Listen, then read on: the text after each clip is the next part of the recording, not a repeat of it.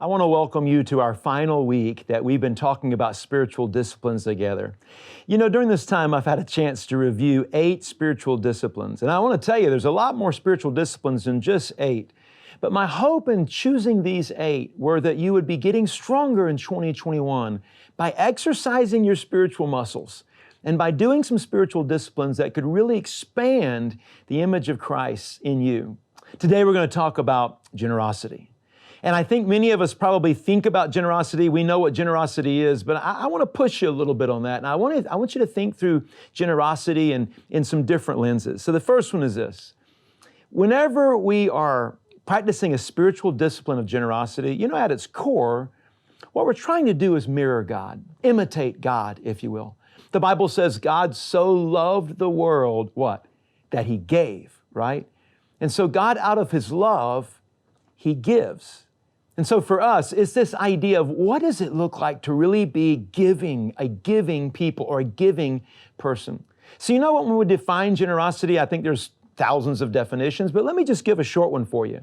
Generosity is freely giving more than what is necessary or expected. And so when we talk about generosity, I want you to hear me. At its core, I think generosity can be viewed as a command from the Bible.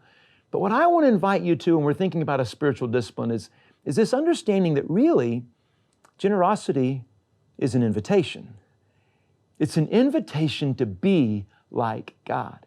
It's this idea of opening your eyes to see how very much God has been generous to you and how you've experienced generosity in so many different places from so many different people. Because when you can open your eyes and see how generously blessed you've been, out of your heart grows this gratitude and you want to generously bless others. So as we're thinking about this as a spiritual discipline, my encouragement to you is to don't just think about money. I mean, think about all the ways that you can be generous. You can be generous with your gifts. One of the most valuable resources you've been given is your time. So each week, I've tried to just help give you some handles around how to think about practicing this spiritual discipline. And today, I just want to mention three ways that you can practice the spiritual discipline of generosity. The first one is this: give sacrificially. Now remember, we're not necessarily talking about money, but if God's blessed you with financial resources, maybe it looks like that. Maybe it looks like time. Maybe it looks like your gifts. But whatever you do, when we give, it should cost us something, right?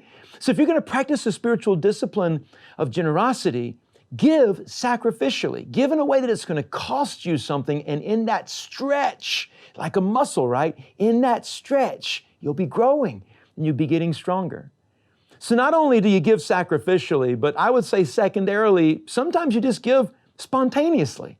I mean, look for moments just to be able to give and then step into those moments and give generously. Maybe you'd even surprise people with, you're the person and look what you're doing. You're giving in that moment. I think God sometimes just delivers us surprise moments, open doorways, divine appointments, if you will, where we have an opportunity to give spontaneously. It ought to be the way we operate. Bring that into this understanding of spiritual disciplines of generosity. And then finally, and I love this one, not always, but I think sometimes it's just a good thing for us to give in secret. Give in secret. Give in a way that nobody's ever going to know it was you. Give in a way and that you gave, and it was secretly, it was quietly, it was clandestine. You know what happens whenever we give secretly? I don't know if something releases in the body, but I can tell you that it's fun, but not only is it fun, it's beautiful. I think because, again, it reminds us that we're mirroring God, and we know there's something supernatural about being able to be generous in this way. I want to challenge you to think very strategically and intentionally about leaning into the spiritual discipline of generosity. If you do it, you will mirror God, and you'll get stronger.